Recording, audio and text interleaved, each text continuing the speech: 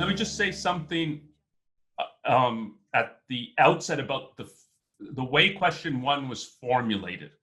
So it's formulated as give one or two examples from real life of someone logically failing to keep the full context in reasoning.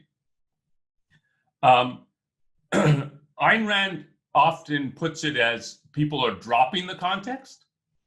And there's a perspective that I can see of why you would put it like that. But it can also suggest that sort of the default or the norm is that people keep the context. And it's like, why are you dropping the context? But if you take seriously what objectivism is saying about logic, that it's chosen, it's learned, it takes effort. The norm is not that people keep the context or keep the full context, and then it's like, why are you dropping it? It's rather the default is people don't keep the context. It takes a lot of effort to think like, what is relevant here, and what am I really looking at everything that is relevant? So part of the reason that objectivism is stressing integration as it's essential to the method of logic.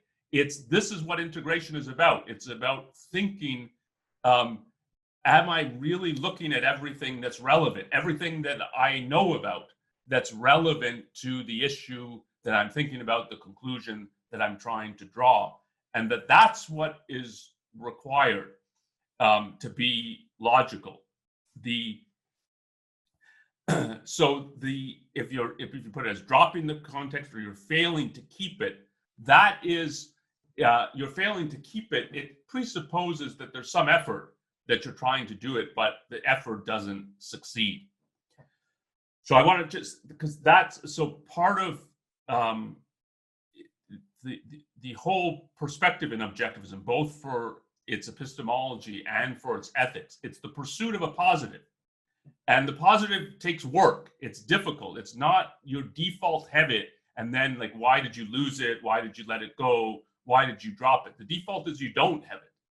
And it takes positive and purposeful effort to reach it. And that's true of knowledge, and that's true of values. And that's part of what logic is about. It's teaching you the proper positive method that you have to engage in if your goal is knowledge. And it's not, logic is not close to self-evident, even though it's built on some self-evident truths, most particularly the law of identity. But as a method, it is not self-evident. It's something discovered, something learned, and you then have to learn to practice it.